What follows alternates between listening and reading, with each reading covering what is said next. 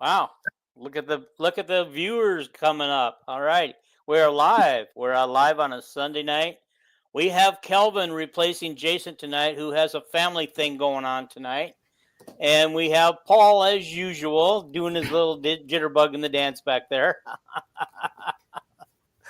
Okay, so we're happy to have you guys here. Hit the like button if you haven't already. Hit the sub button if you haven't already. Do it while right there it's in front of you and you can actually see what's going on. Oh, yeah. When you weren't on the other night, Michael Marion misted you. He really wanted you on here. That's my buddy. You know him? For sure? I do. Okay. I wondered why he was so in love with you. Everybody's in love with Paul. So yeah. Yeah. Paul definitely has his fans. He does. Now he might know every one of them personally. And they might all be paid. I can neither confirm nor deny. We got name, image, and likeness. You got to pay everybody. So that's right. Me. Donate to the swarm, please, as I say every time I'm on. So Marnin. Okay. I got it. Thank you. Mm-hmm. Oh, why didn't you correct me when I said his last name wrong? He had to do it.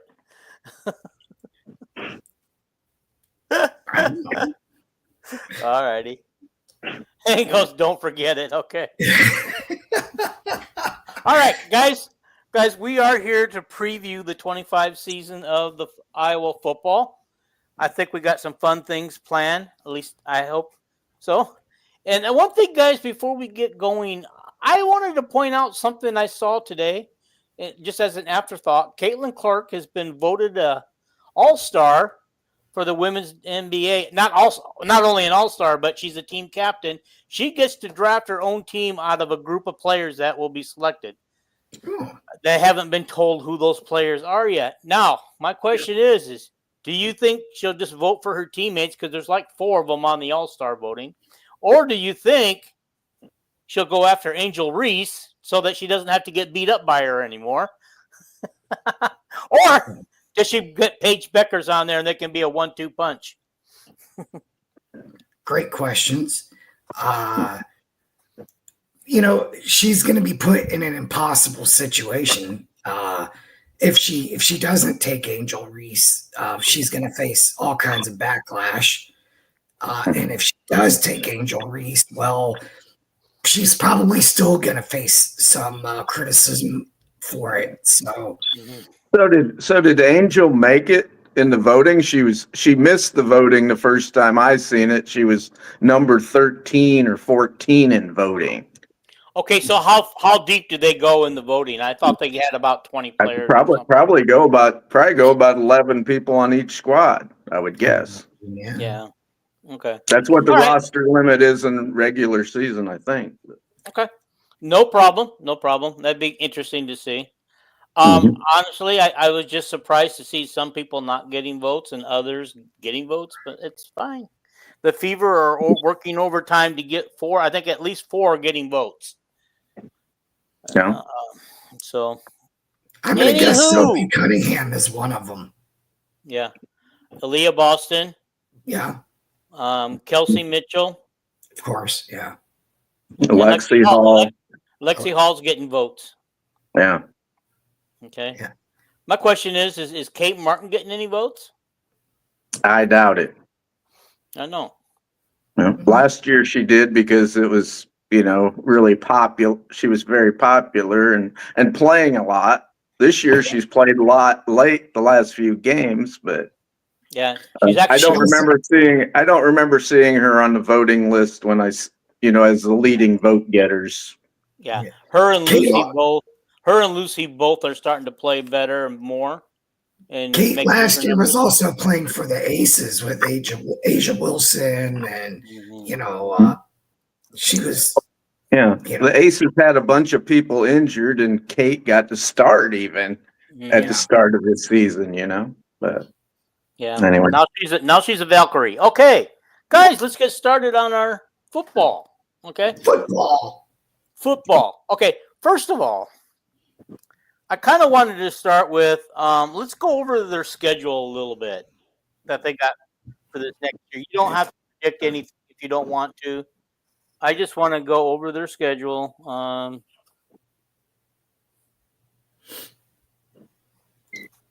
Where's Iowa's schedule? Oh, there it is.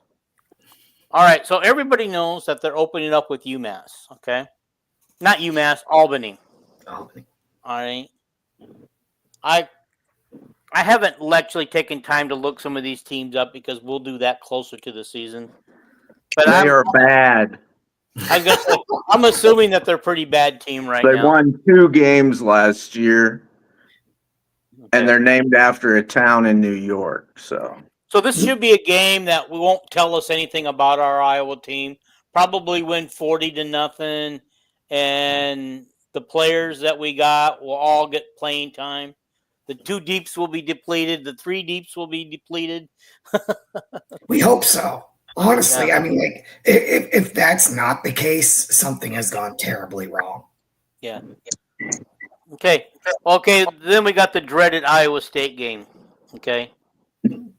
Honestly, Jason did a poll earlier today asking, would you rather have Iowa State miss a field goal and win that game, or Iowa miss a field goal against Nebraska and lose that game? Guys, I mean, this kind of tacks onto the Iowa State thing here, where you that question was totally unsatisfactory. We're going to win both of them, right, Paul? There you go. And I hate that question. I just want to see Iowa State lose on a self-inflicted blunder, because that's just kind of how it is. Yeah, there we go. I would like to do that too. Can we just make history repeat itself and drop a punt right in front of our? Right. Anyway, okay, and maybe bounce off his foot or something into our hands, and we run it back for a touchdown and secure the game. I'd rather win 31-10 because it's the game where, hell, we beat Campbell 8 out of 10 seasons. We always win at Iowa State. And I'll guarantee you one thing. What? Kirk's going for the record that day. Kirk won't say a damn word about it to his players, but every one of his assistant coaches, they're going to be mentioning it on the sidelines, in the locker room all week. Mm-hmm. And I was going to win. And you know what's going to happen on those 5 or 6 buses they're going to take back to Iowa City out of Ames? Phil's going to be on one of those buses crying and saying, "This is for our coach." Anyway, I think he did that last year. I think he did that. He was in the locker room. Kirk is going to be holding the Cy-Hawk trophy, petting it like, my precious, my precious. Coming home. You're coming home. I honestly feel that we can beat Iowa State. In this game. We usually do. Yeah. And we got Gronowski. But we do have to point out that we are 2-2 in the last 4 games against them, and they are getting better. You got to admit that they're getting better. They're not getting worse. Well, I don't know. They put a lot of guys into the league. They had quite a few drafted guys. They don't have of course they're going to have guys, but I don't think they're going to be as talented as some of the guys that they got rid of. How many NFL players, wide receivers, went to the NFL from Iowa State? 3? I felt like 3. Noel did, and that defensive back from Bettendorf here, he was like a 1st or 2nd round draft pick. And they got lucky and got the big orange guy up the middle. They paid him to come back. But my point is that, everybody says, Dean just said Iowa State's getting better. Well, Iowa State's been damn good for 10 years. Mm-hmm. If you check the win-loss record, I would expect that Iowa State would be rated as the 25th to 30th best 25th to 30 in the top 25 or the top 30 as far as a football program the last 10 years. You know, they had one really bad year in there, but other than that, you know, they're winning 8-9 games most years, you know. Okay. So they got 2 wide receivers into the NFL, according to Hink. Mhm. Michael says that the wide receivers won't be as good. And here's a question, guys. I want you guys to kind of ponder a little bit. Did the wide receivers make their quarterback look good, or did the quarterback make the wide receivers look good, or are they both all pretty good and hands around? I think at the very least, I mean, those NFL guys, for the most part, they know who can play and who can't. And, I mean, they had NFL grade wide receivers. It is what it is. They had 2 of them. Iowa's had. Yeah, go ahead. I said we know what it's like. We haven't had 2 NFL quality wide receivers on our team since Hayden Fry, but you know, and they got a good quarterback. You know, we can't dance around that situation. Brecht is a good quarterback.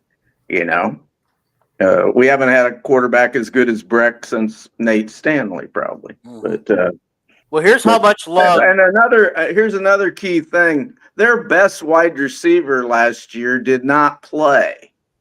Their number 1 returning wide receiver got hurt before the season started. He's back this year. I can't remember what his name is, but he's a taller type guy. So they do have a returning wide receiver that, if he returns to the same health he had 2 years ago, he's really good. So yeah, Iowa State is predicted to finish 4th in the Big 12, just so you guys know.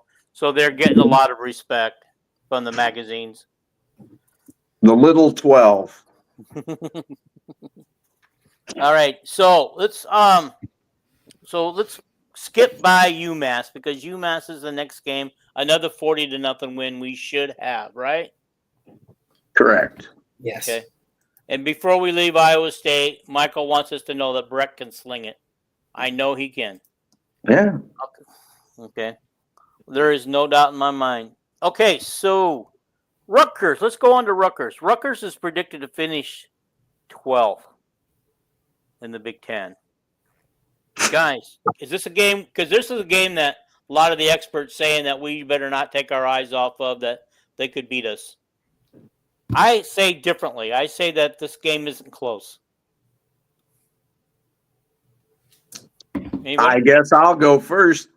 Rutgers has got pretty much the Kirk Ferentz of the East coaching them. Shiano's a great coach. They got talent. All them New Jersey guys, they got talent and everything. It's just that, can Rutgers, stick with us? They're one of the few teams in the Big Ten that's offense is more at an Iowa level. So we usually beat them, with our special. Of course, Rutgers has great special teams too, but it'll probably be a close game, but that's all I know. I think those 2 teams are very, very similar. You think as so? far as philosophies, and I mean they both want to play good defense and want to run the football. Mm-hmm. Okay. I just don't think hard-nosed Canaway just isn't quite the home field advantage that Kinnick is. Okay, so alrighty. Indiana's coming to town. They're picked to finish 5th. I know they're a trendy pick to make the playoffs and finish 5th because of last year and what they've got coming back in their coach. Iowa's finished to pick 7th, by the way. Okay. I don't think Iowa can afford to lose this game. This is a must-win, as far as I'm concerned. Guys, Paul, what do you think on this one? Do we have to win Indiana, or do we need to beat Indiana? Well, when you say do we have to beat them for what? What are we talking about? Because because of how tough our schedule is, that Indiana isn't the toughest of the toughest that we have on our schedule, but they're still going to be a pretty solid team. This is a must-win. Looking ahead to what's on the schedule. Well, again, My question is, can we beat them? Can we beat them? Because there are many, many, many people who say we're going to lose to them, as well as to Rutgers. Well, those people with Rutgers, I mean, come on. That's just like Ferret's derangement syndrome at this point. Like, they're almost just rooting for the demise to happen because they're just ready to move on, have been ready to move on. But as far as, can we beat Indiana? Absolutely we can. They had a very good year last year. But I might live in Florida, but I'm from Missouri. You got to show me, what one really, really good year does not a program make. Okay.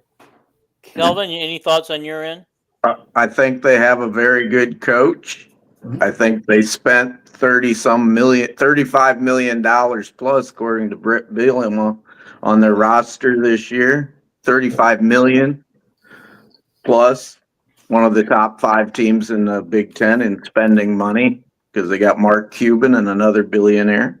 They got a high-priced quarterback from California who's very, very good.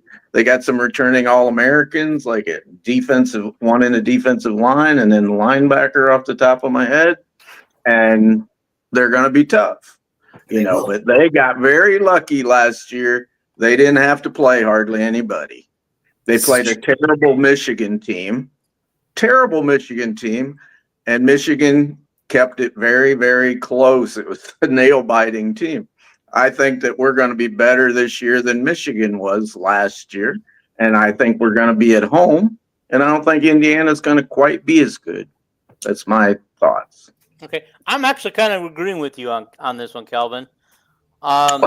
Everybody should, I'm joking. Okay, I just want to take a quick look at Indiana's schedule and see. They've got they start the Big Ten season with Illinois. Mm-hmm. Yeah, we'll know a lot more about both of those teams. Oh yeah, because they're both favored ahead of Iowa. Okay, so they open up with Big Ten at home with Illinois, then they come to Iowa, then they're at Oregon, then they're at home to Michigan State. They could be 0-3 in the Big Ten by the time they get to Michigan State. And then they got UCLA, at Maryland, at Penn State, Wisconsin, Purdue. The only loss in the I see after the Michigan State game, I see just Penn State for them. This could be. They could have a decent record because they're going to have 4 losses. They'll have 4 losses, so I see them maybe 8-4 possibly. That's just off the top of my head. And as you know, Dean, they could win a game you don't expect them to. It's like every year, right, Paul? Every year you lose a game you shouldn't, and you win a game you shouldn't. What if we upset Penn State, which nobody thinks we will? They got the most talented roster in college football this year. Well, we know that somebody is going to come into Kinnick and lose. That on paper just shouldn't happen, but it will happen. Okay, guys. We got both Penn State and Oregon at home. I know we haven't talked about them yet, but out of those 2, if we can only say you're going to go 1-1, which one do you want to be the win? Oh my God. I hate Franklin. Yeah. I'm with you guys on this one. But I don't think we're going to beat either one of them, but okay. I just always never like to pick against my Hawkeyes, Yeah. And hey, if we can get Penn State to false start about 6 plays in a row again, who knows what might happen. So I told Dean I told Dean before we started that Oregon was so fast. I just hope there's I don't know if it's the game's the 1st October, late September. I hope we get 8 inches of snow and Kirk refuses to clean the field. That'll slow them down. So That'll slow the Hawkeyes down. we don't care. Yeah. We'll And win it's 2-0. We'll win 2-0. Hink feels like we do. Penn State, not close. Okay, all righty. I know it was a stupid question to ask. Let's move on to Wisconsin. Okay, now looking at their schedule, guys, I can't think of a tougher schedule in the Big Ten than that these guys have nailed. It's At ridiculous. Miami of Ohio, I mean, they're pretty tough in the MAC. Middle Tennessee. Okay, then they have to go to Alabama. Oof. I think that's a spanking waiting to happen. Oh my God. They got Maryland at home. They could win that. They're at Michigan. Okay, I think there's another spanking coming there, especially with that new $14 million quarterback or $12 million quarterback. God, I hope he falls flat on his face just to show people you can't. Yeah, he's 18 years old, Dean. I'm sure he's not going to be, a world beater first year, but Is he? What do you think? Do you think he's better or worse than Dylan Raiola was for Nebraska? I have no clue. I just know he's never seen a Big Ten defense yet, and he's never been hit in the mouth yet. Right, Paul? That's right. I believe the Oregon game is in. Get hit in the mouth. Yeah. Mm-hmm. All right, so I know. Okay, so there are a lot of people who think we're going to go up to Camp Rendell and we're going to get whooped. But when I look at their schedule, I just say this is going to be a team that's going to be so beat up. They got Ohio State. They're at Oregon, Washington, at Indiana, Illinois, and at Minnesota. Mm-hmm. For Big Ten wins, I see maybe 3 tops. So if they have a winning record, they ought to give Fickle Coach of the Year in the Big Ten. So. Oh yeah, definitely. I mean, he'll get 2 non-conference wins. And so going back to Iowa, I lost you, Iowa Hawkeyes. Where are you at? We're gonna play Minnesota pretty soon there. Yeah, I think it's coming up. Maybe it's going to USC too. I don't know. Okay, USC's in November. Oregon is in November. All right, so after Wisconsin, we have Minnesota at home. Not Minnesota, Penn State. Do we need to say anything more about that? We've kind of alluded to it. Yeah. It's going to take a team effort that day. What's that? I mean, it's going to take a full team effort that day. Yeah. There's another team that spent close to $40 million on football. They had 2 running backs who were going to be drafted in the NFL in the first 2 rounds. They paid them to come back. They paid Aller to come back. They paid 2 wide receivers to transfer in. One is Mr. Troy that burned us. Mm-hmm. Ridiculous. He's a ridiculous wide receiver. They're unbelievable. They have a great defensive outside rusher again. That scares the hell out of Iowa. Yeah. They have an All-American defensive back, and but we could win. Yeah, they're projected to win the Big Ten. Wouldn't that be nice to take them down? Hink says, "Whooped, LOL." Fink on the hot seat, and if they don't win more than 6 wins, he's fired. Honestly, I think he's got to do a whole lot better than that. Barry Alvarez is not a happy camper, even though he's not really associated with the program anymore. He's made his feelings clear, and if you don't think he can still put his fingers on that program and get his way, you're wrong. Yeah, I could see Alvarez saying, "Fire the guy. I'm taking over again. I'll get this program back to where it belongs." Okay. All right. Okay. Then we got Minnesota coming to town. Very winnable. I think so. I think out of all the Big Ten teams, this is probably our best case scenario for a win. I mean, now we're going to win more games, guys. I fully believe that. I just, Way to give him that bulletin board material, Dean. Everybody in Minnesota listens to this podcast. Minnesota's picked 11th, and I want to look at their schedule. Okay. They're at Cal, Rutgers, at Ohio State, Purdue, Nebraska, at Iowa, Michigan State, Oregon, versus Northwestern and Wisconsin. Guys, I don't know what to think about this schedule. This is pretty tough. I'd see They'll get to bowl games. maybe 2 to 3 Big Ten wins total.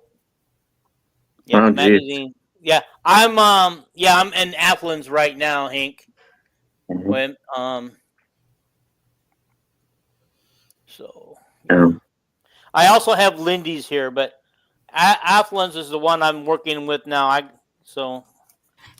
got some things I'm going to pull out of the Lindy's here in a little bit.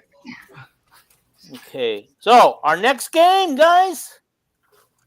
Help me out.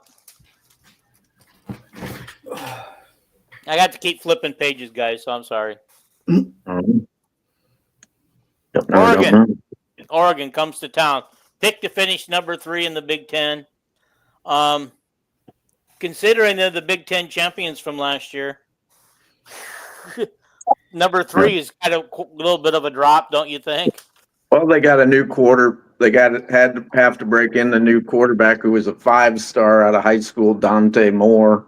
Mm-hmm. And he was a 5-star in high school, and he went and started his first year at a terrible UCLA team, the last year of Chip Kelly. But I'm sure Oregon's got a bunch of quarterbacks, and if he's still their number 1 quarterback, he's probably pretty impressive. And he can run, he can throw. So when you get and they lost a bunch of NFL players. That's too. So. And you say, well, they're picked to finish 3rd. Well, I'm going to guess 2nd must be Ohio State. So, I mean, you're talking about the elites here: Penn State, Ohio State, and Oregon. Yeah, they're going to be in the playoffs. Those programs is so small. Yeah, I looked at Oregon's schedule and I seen, well, if they beat Penn State, they might go unbeaten in the Big Ten. Yeah. Yeah. You guys know that USC meets Notre Dame right in the middle of the season? They usually do at some point. Yeah. Yeah. Well, I know, but I thought it was always their last game, but apparently not, because they play UCLA. They play UCLA as their last game. That might have been how it was when they were in the Pac-12, but times are changing, Dean. Mm-hmm. Okay, so USC, what do you guys think? Paul sounded like Bob Dylan there for a while. Oh, times are changing. We live in a new world. Hey, hang on for a second. Hang on for a second. I got to answer Hank's question here. Oh. Who's 4? It's Michigan, followed by Indiana, followed by Illinois, followed by Iowa, followed by Nebraska, followed by USC. Okay, I'd have Illinois way above Michigan. Illinois got a favorable schedule. They got the easiest schedule in the Big Ten this year, and they're going to be the Indiana of this year. I'm just glad we don't play them this year. Although I'd love to play them, we'd pin a loss on them. That's my view. But 2 years in a row, I don't like the way this scheduling goes. It's supposed to be everybody every 2 years. I thought. I guess I'm wrong. I think we ought to play Illinois every year. I think where I live here in the Quad Cities, it's the biggest rival we got. We just got so many rivals. They need to break us back into some kind of divisions so that you have 3 or 4 local teams that you play every year, and then you'll get one from the West Coast and one from the East Coast. That's to me how it ought to be handled. Okay. So what Iowa game are we talking about now? USC. So first of all, is Lincoln Riley on the hot seat? They went 7-6 and 4-5 last year. Jeez. Their defensive line has gotten much bigger this year. I don't think he's on the hot seat, but if he had a terrible year, but I don't expect him to have a terrible year, and I expect him to beat Iowa. Because I see the 3 games on our schedule that are mountains to climb to win are Penn State, Oregon, and at USC. We don't travel well, and USC always has talent, and they got a good coach. So that's the way I see it. Here's the thing about the thing about USC is that their fan base is fickle. Fickle can get. Fickle is fickle.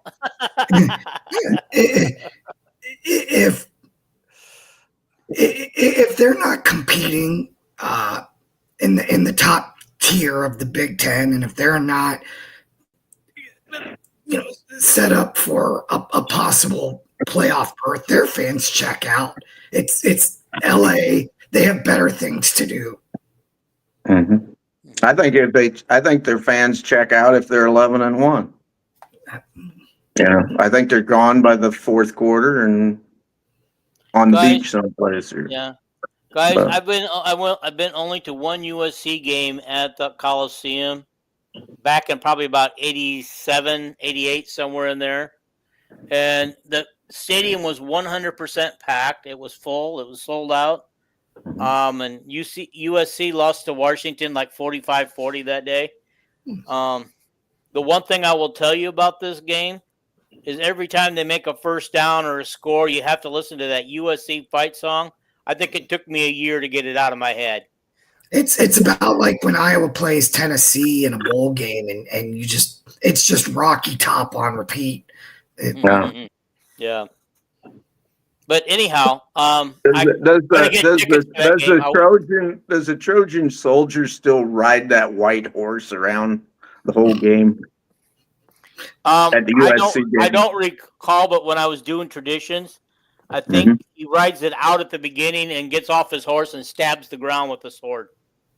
Yeah. I don't remember. I didn't remember the stabbing the ground, but I remember back when John McKay coached. Every touchdown, he rode around the outside of the sidelines with the horse. Not on the field, because the horse's feet will tear the field all up. I'm a horse person, so. Yeah. My thing would be too, let's say it like this. You don't want to hear that USC song 1,000 times. Don't let them get a bunch of first downs. Don't let them score. Good luck with that. So, well, I hope it happens. I just think it's coincidence that we've had some bad luck on the West Coast. I mean, I know that we didn't fare well in some Rose Bowls. We didn't fare well. And what else have we done on the West Coast that we haven't done well? We won a Holiday Bowl. We went to Arizona State and got beat like 45-0 or something.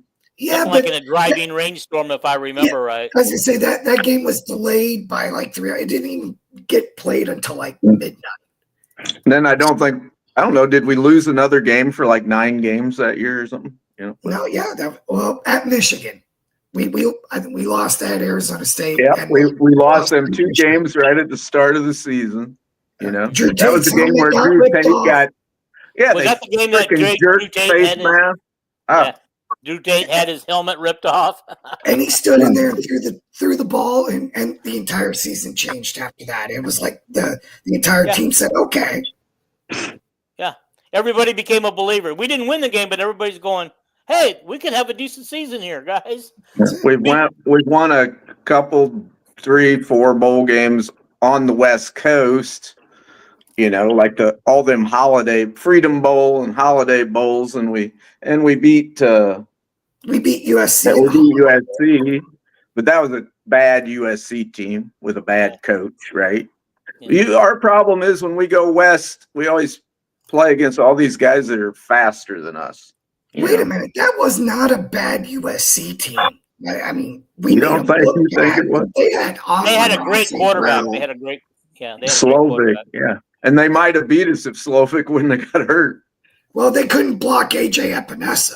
That's all it was. They had zero answer for AJ We Epinesa. we were ahead by a couple touchdowns, and they got the ball, and they onside kick and scored a touchdown to start the second half, and the game was like almost tied or something.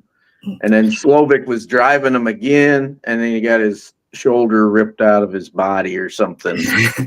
Yeah, AJ ripped his arm off and then beat him with it. That's the way I remember it too, Paul. Thank you. All right, The guys, times the times they are changing, according to Bob Dylan. So. All righty.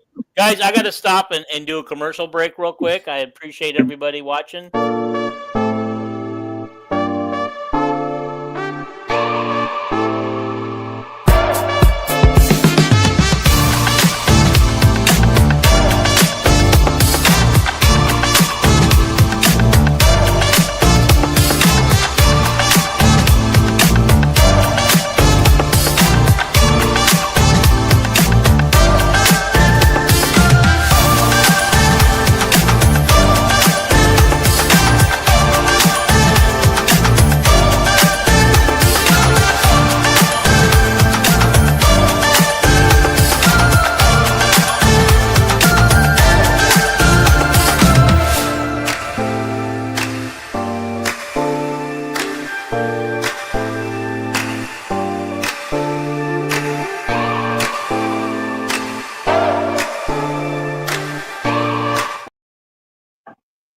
All right.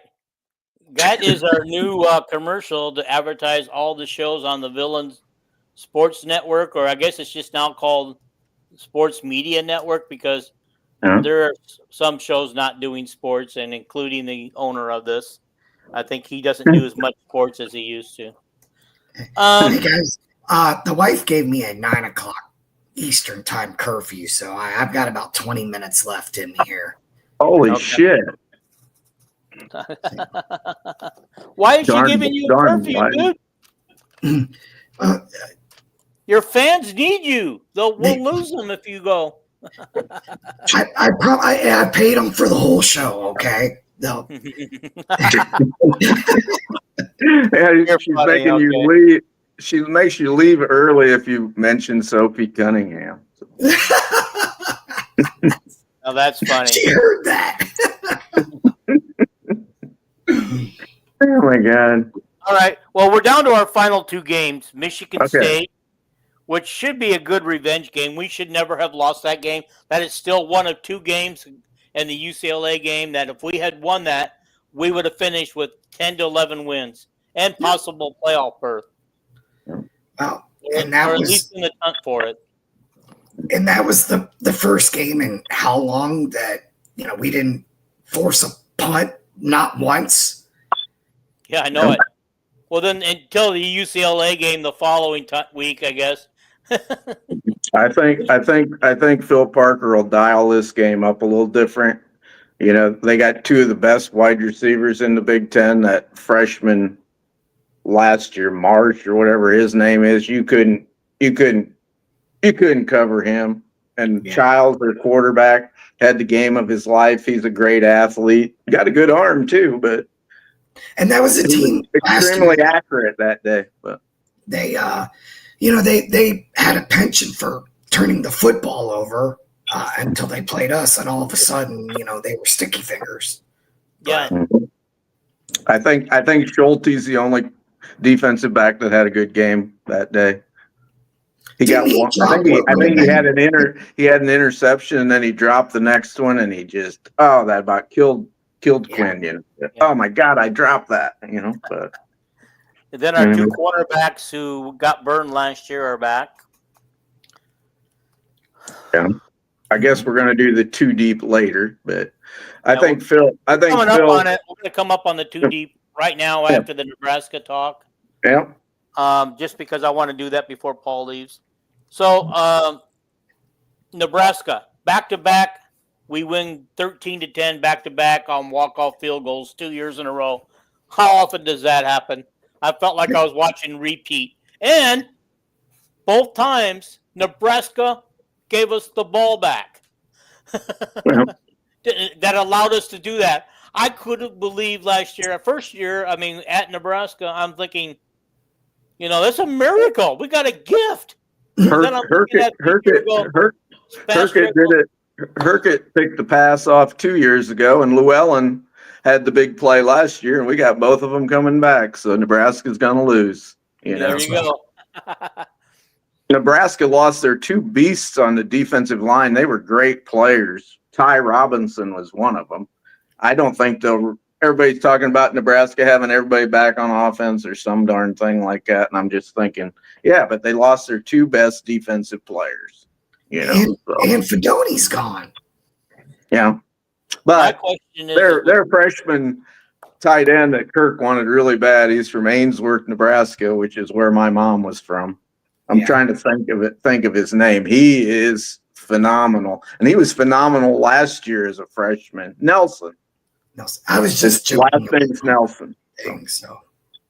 All right, guys, let's move on to our 2 deeps real quick. Did you think we're going to beat Nebraska or not? Hell yeah, we'll beat them. Good. I love you, Paul. I love you too, buddy. Not as much as I love mine. Now, 3 years in a row, Paul has lost our college pick'em game.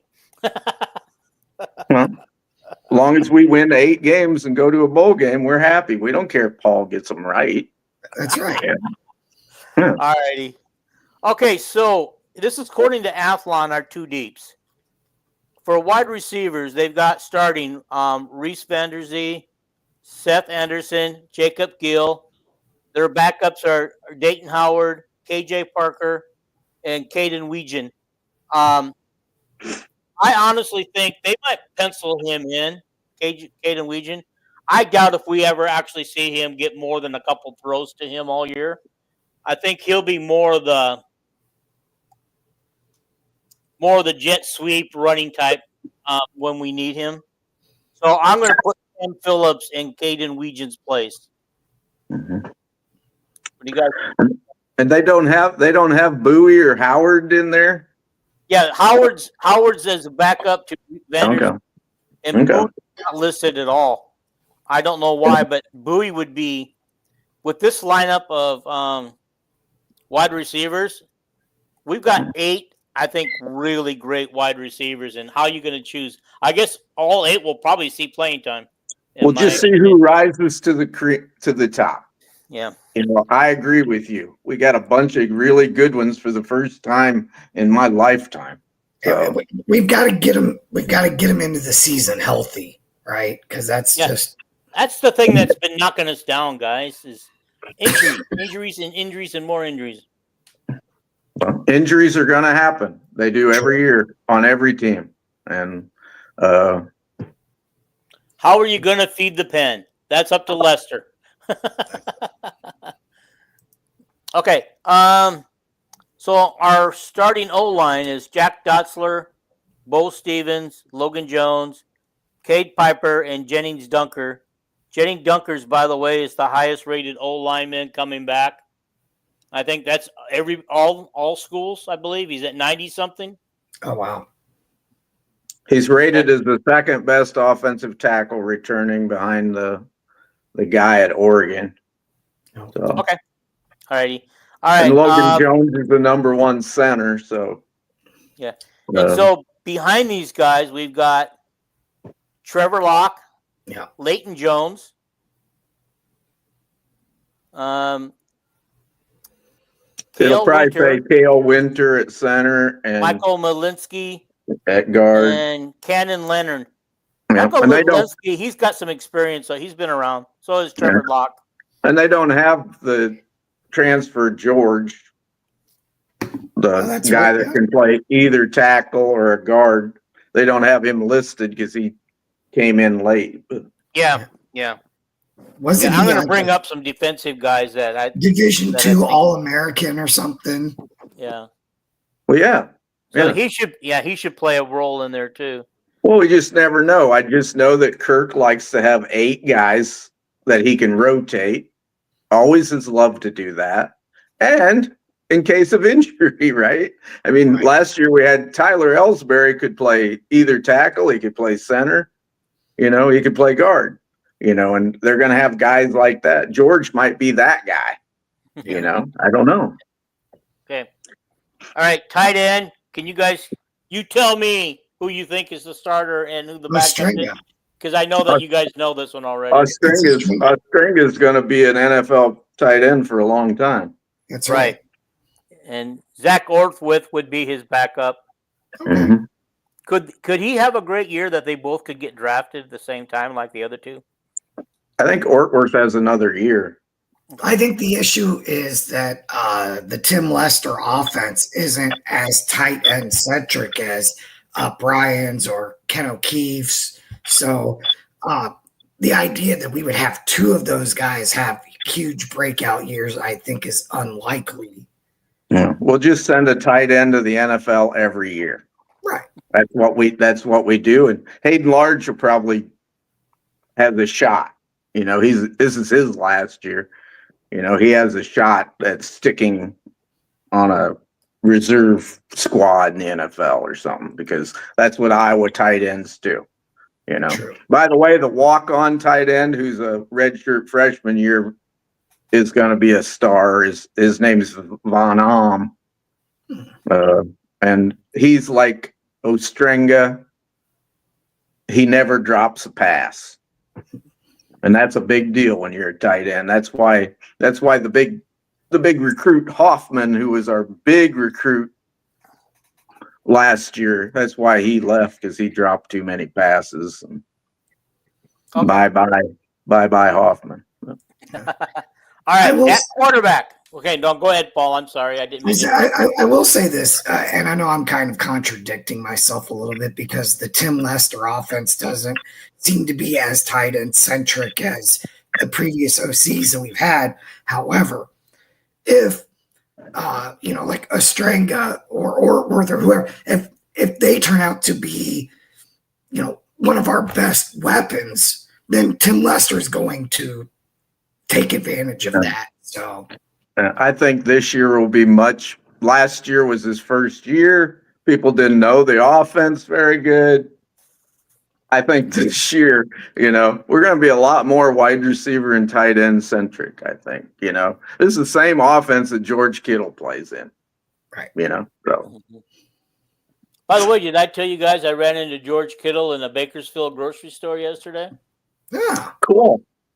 I did not. There's a guy who looked just like George Kittle. I couldn't take my eyes off of him, and he finally looked at me funny, and I go, "Oh man, has anybody ever told you look like George Kittle? The only difference is your hair's a little bit shorter than his." Yeah. And he was about 6'4". Yeah. It's a big deal. Cool. Yeah. Hoffman was related to Sophie Cunningham. They're cousins, I guess. She went to Missouri. So does that say anything to you guys? Not really, no. Whoever Hoffman is must be kind of hot. Yeah. Well, you wearing a Jag shirt? Yes, I am. Mm-hmm. You're proud of your Jags. Hoffman transferred back to Missouri, so. What's that? Hoffman transferred to Missouri after he was falling on the depth chart. He had walk-ons passing him and stuff. Yeah. So I think what they're saying here is it was no surprise that he's a cousin. He went there. Okay, guys, quarterback. We all know who's quarterback supposedly will be our starter. Want to name him? Gronowski. Yeah. Okay. Yeah. Jason and Vandy Chris don't think he'll be the starter. I gotta say, I'm not a huge fan of this whole NIL. We went out and I'm glad that we got him, right? Because he probably, hopefully, is the most talented option that we can throw out there. But I don't like the idea that he's sort of getting penciled in almost by default without really having to win the job. That's not the Iowa way.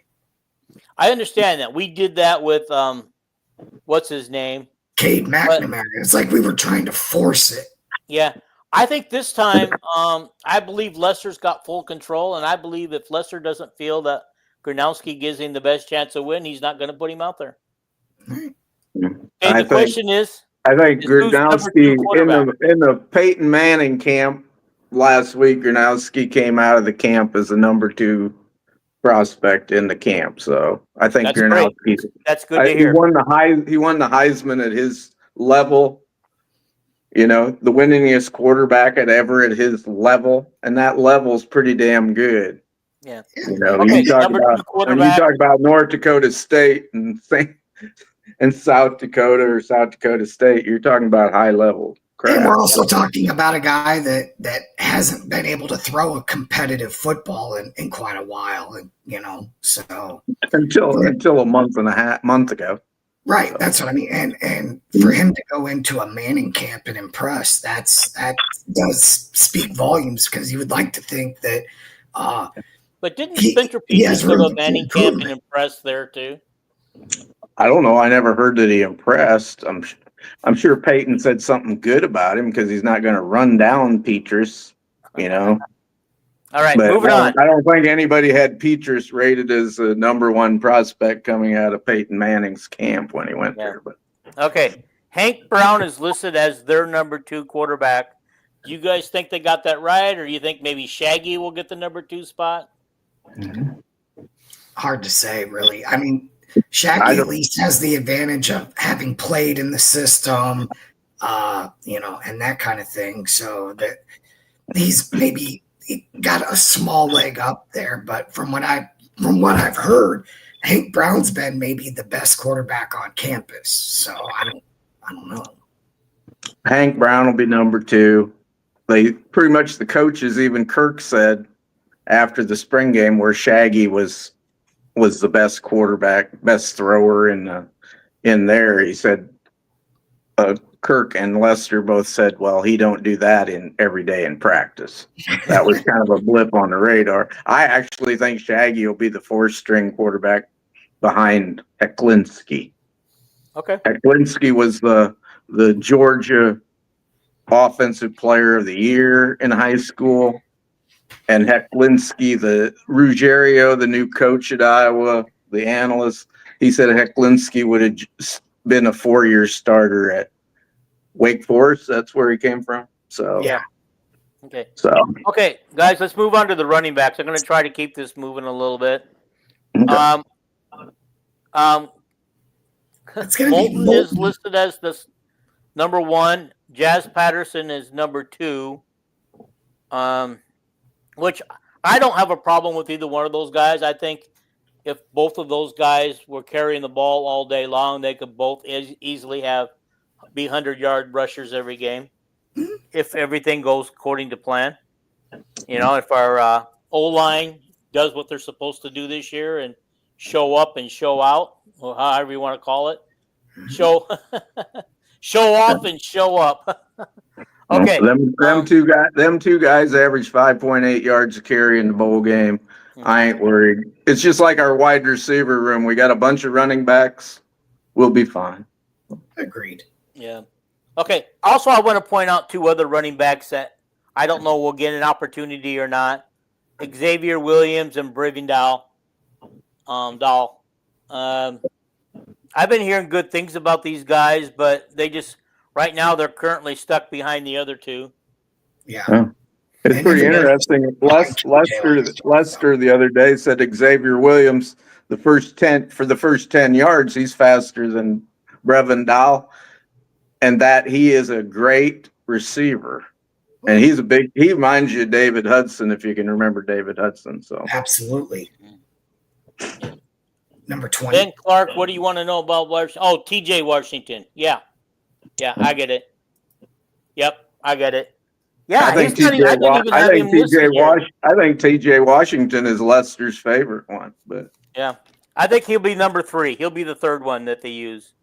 All right, then moving on to defense. We've got for the defensive line in order: Max Llewellyn, Aaron Graves, Jeremiah Pittman, Ethan Herkett. I think as long as they don't get hurt, that's a fantastic line. Their backups are Kenneth Merriweather, Will Hubert, Luke Gaffney, Joseph Anderson. Joseph Anderson, by the way, is a freshman. Brian Allen will be in Joseph Anderson's place. Yeah, why don't I have Brian Allen listed here? He had two shoulder surgeries. Mhm. And Kirk, if you do not practice in the spring, you don't make the 2 deep. So That's right. Okay. that's why Bowie was gone. And by the way, the starting defensive tackle beside Graves is going to be Hawthorne. He's just been a monster in practice. He's Yeah, I actually have advanced. Hawthorne written here as a question mark. Him on and there. Pace and Pittman with Graves, they'll be the top 4. Very deep at defensive tackle. Going into this year, everybody says, gosh, we don't have any defensive tackles except Graves. Then we got Hubert, the 2 walk-ons, Hubert and the other guy backing him up. So anyway. All right, at outside linebacker, we're looking at Jackson Rexroth and Derek Weiskopf. Weiskopf is a freshman. Yeah. The guy that's jumped up the charts this summer is Preston Rees, another freshman.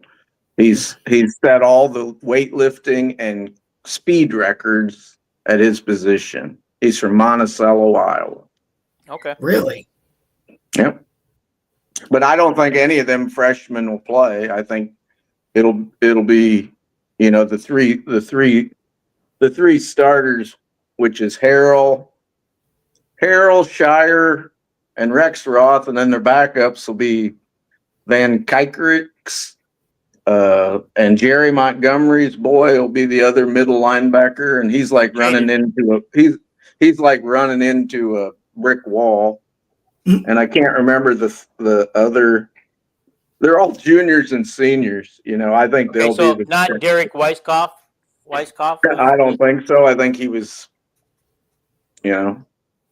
He's a great player. We got freaking 6 great freshmen, either freshman or redshirt freshman linebackers. Did you say Jalen Watson? No, never mind. He's a quarterback. Montgomery, Jerry Montgomery's boy. Yeah, Jaden Montgomery. Yeah. Jaden Montgomery, yes. Okay. All righty. I really like his highlight reel coming out of high school. What'd you say? I really like Jaden Montgomery's like high school tape or high school highlights. I have high hopes for him. Yeah, if you ever ran through a cemetery in the dark and ran headlong into a tombstone, you just ran into Jaden Montgomery. So. Yeah. He says, "What about Zach Tweed?" Yeah, he'd be the other linebacker. I said I couldn't remember the other senior linebacker that'd be in them top 6. That's the guy. Thank you. We went through the guys like Tweed. Line. Do we see Epineza play a little bit this year, or do we do him like we did AJ?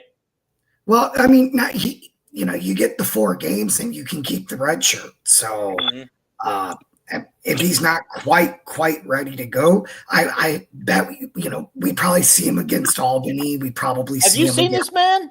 This guy's a full-grown man. He's ready to go. He looks more ready to go than AJ does right now. Well, AJ's lost a lot of weight because they turned him kind of into a hybrid outside linebacker. Instead of weighing 280 like he did at Iowa, he's weighing like 255. Oh wow! And but this Epineza, the kid, everybody says he's exactly like AJ. Well, no, he ain't. He's much beefier and not quite as. He's probably an inch shorter or something. He'd make a hell of a Lucas Van Ness interior guy, I think. But I think he'll play this. I think he'll play this year because if he's as good as we think he is, he's only going to be at Iowa 3 years. You might as well play him. So. As far as what were you going to say about Zach? Go ahead. Yeah, even if he doesn't get a lot of time at linebacker, he's going to be, on punt coverage, kickoff team. You're going to see Zach on the field. It just may not be a lot at linebacker.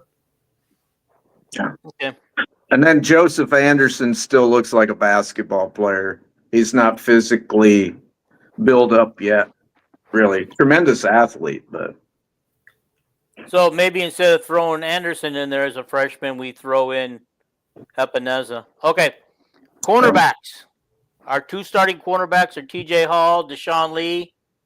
They got burned in a few games last year. And they're going to be backed up by Jalen Watson and Rashid Godfrey Jr. Mhm. And a guy flying up the charts is a guy that Jason loved. What the heck's his name? Alex Moda. Yeah. He was that wide receiver and he kept breaking his hands and stuff. And they moved him over to cornerback this year and he looks really good. So And What I about want to mention, Shaheel Barrows? I don't know anything about him, but yeah, he's the transfer. Yeah, he's a But transfer. he's only from- got 1 year and he might be back. He might slip back there. They only got really because Lutmer will probably be the cash. They've really only got 3 safeties, and he might slip back there and help out at safety too, or the transfer from Purdue, Hudkins. He might be the 4th safety. But, Oh, I forgot about him. I don't have him listed anywhere. okay. Xavier Wampas listed as strong safety. He'd be Mhm. backed up by Kale Kolarek. He's a really good player, Kohler. Phil loves him. Free safety is Cone Ettinger, and he's backed up by Zach Lutmar, but we haven't talked about any cash on here. Yeah, one of them, either Entringer or Lutmer, is going to be your cash. So you Okay. need another backup safety. That's why I mentioned Barros and Do you guys think? and Phil does not. He'll stick a freshman in at cornerback because that's a simple freaking position to play. You don't let a guy beat you, and you cover him, right? Safety, Phil never plays a freshman safety because they're like Nwampa has been, making mistakes.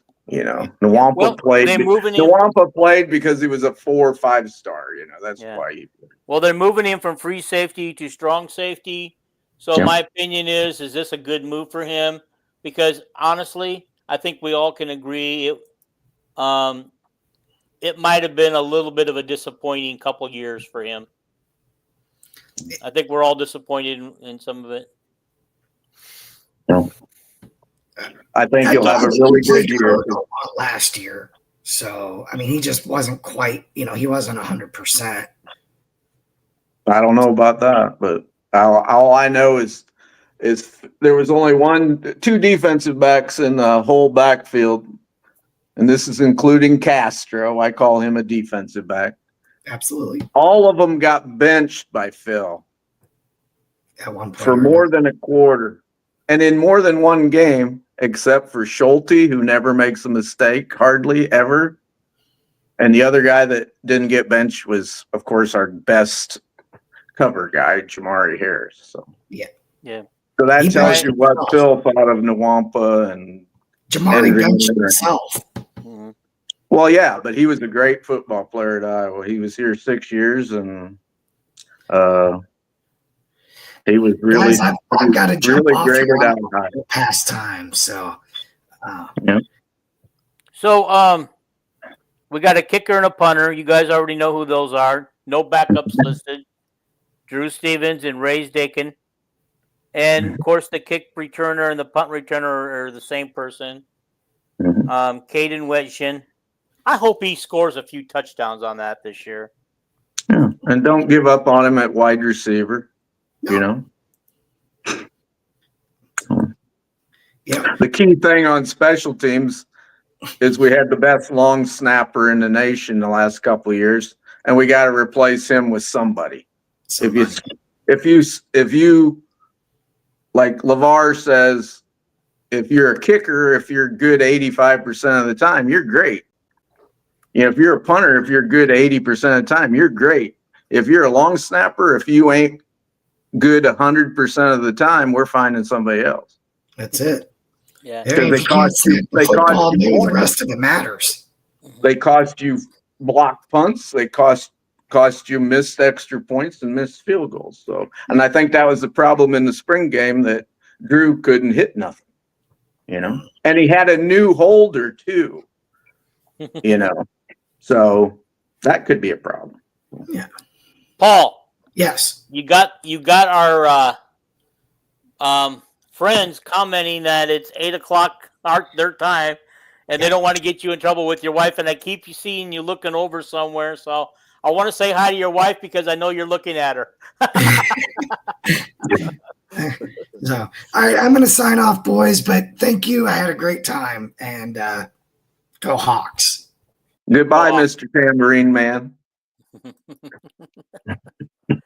all right. I don't have a whole lot more, but I wanted to talk about a couple of other things that's listed for Iowa. And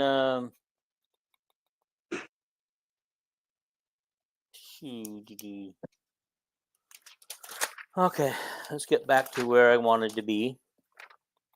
Are you still going to be about football or? Yes, yeah. Okay. Unless you got something you want to bring up, because now would be the time at the end of the No. show. I have nothing on my mind. I just Okay. was a last minute replacement, and I thought, well, I'm going to talk about whatever they want us to. Oh, guys, I should let you guys know. Jason couldn't be on the show because he had a family obligation tonight. I've asked Kelvin to come on because rather than reading all the comments tonight, I would rather him be here telling us what's going on. Alrighty. So I always wanted the Lindy's All-American team includes Logan Jones at first team offense, Jenny Dunker's second team offense, Drew Stevens, third team offense, Max Llewellyn, third team defense. We just have 4 All-Americans. Where's Dakin at? Where's Wetchin? They're not there. Well, they ought to be. Mm-hmm.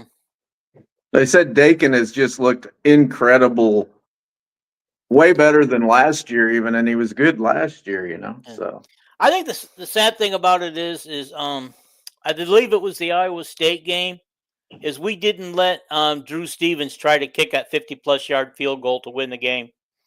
You know, instead we went for a Hail Mary that we couldn't even get the ball down to the end zone. It was actually close to 65 yards, and there was a slight wind. I'm sure Kirk turned to LeVar. LeVar always makes the decision, you know, can the guy get it there? And LeVar probably said no. Yeah. Well, they set their benchmark. They set their benchmarks pregame. So, like I watched him in an interview. It depends what direction you're going. Yeah. If you got the wind at your back, you can kick it farther, you know. So. Yeah. They go out before the game and they're kicking and they turn in where they can kick from. Chad Listico will talk about that for the rest of his life. What's that?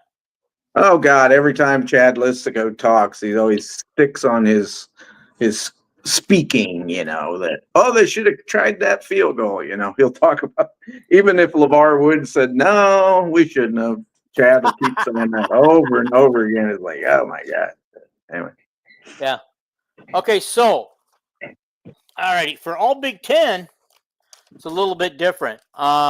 Dakin is a punter, kick returner, and punt returner are Weechen. And then this is funny. All Big Ten is Logan Jones. That's it. Yeah. That's all they listed for us. Yeah.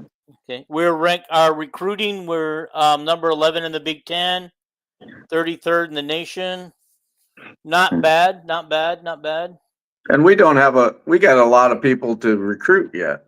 We'll have better numbers. What do we got? 11, 12 guys committed, and we're gonna get 22. So yeah, I think we got 13 committed as of yesterday or today. Okay. Can you want to talk a little bit real quick about some of those recruits that have either committed or that we're after? I don't know. I talked about all of them, I thought, the other night when I was on, but the big thing on Tuesday is CJ Hester's, who's actually Devin Hester's nephew or cousin or something. He's going to announce a commitment. Everybody says he's going to go to Florida. He's from Florida and one of the top cornerbacks in the country. But he told reporters when he got home from Iowa that it's a tie, but I'm sure Florida will give him a bag of money, but we'll know that on Tuesday. Don't expect him to go to Iowa, but it'd be pretty cool if he did, you know. Yeah. And then Darius Jones, who's just as highly a recruited cornerback in the country as Hester, he's probably going to commit to Iowa. It's either the 4th or 5th of July. And then another kid, another cornerback safety, Nick McClellan out of St. Louis, he committed to Kansas State on June 13th, but he came to Iowa on my birthday, June 20th. Mm-hmm. And he'd be a nice birthday present. He visited after committing to Kansas State, and he doesn't have a date set where he's gonna, but he's one of them guys. Everybody always thinks that Iowa always loses guys that's committed to them. Iowa actually flips more guys that were committed elsewhere than they lose commits. Yep. You know, he might be Tyler Barnes talked about it the other night. He said, we lost a bunch of guys that took $20,000 just to commit to other schools. And he said, we're looking to flip a bunch of them during their senior season in football. The signing date, they don't sign a paper till December. Of course, we could lose somebody too. But, you know, all these schools that are paying guys to commit, you know, that's like Kirk ain't going to do that, you know, so. Well, now there's a clearinghouse. You can't do that anymore. It's like the quarterback that we really wanted was Peyton Falzone. He was committed to like Virginia Tech, and then he come to Iowa and visited, and Iowa rose up to the top of his list. And then Penn State and Franklin finally offered him. He committed to Penn State, and then Penn State just got a 5-star quarterback. Falzone's like a 4 or 5-star quarterback. He's a big guy. Looks like Jim Kelly. Looks like he could play defensive end or linebacker. He's got a cannon for an arm. And anyway, so he decommitted to Penn State the other day. And who did he commit to? Auburn. I'm sure they gave him a bag of money. Yeah. But he's another guy that he loved Iowa, you know. He's another guy that we might flip back, you know. I don't know if Kirk likes the guy that's decommitted twice already, but I don't know if I would trust. I don't know if I would trust that. Like I told a recruiting expert, I told him, I said, that guy said, I don't know if Kirk would like that. And I just said, well, one thing we know for sure, he's visited. Kirk knows him. He's probably vetted him. Kirk might know that he's a good kid, that some of these other schools are kind of screwing around with him. He might come back, you know. So I wouldn't write him off as a non-signing by Iowa, but that's just me being positive and optimistic, you know. There you go. I think this is a good place to end it. Okay. Thank you, Kelvin, for sitting in tonight. I don't know, honestly, guys. I do not know at this point if Jason will be on later to do his 2 deeps. I guess I've left that up to him.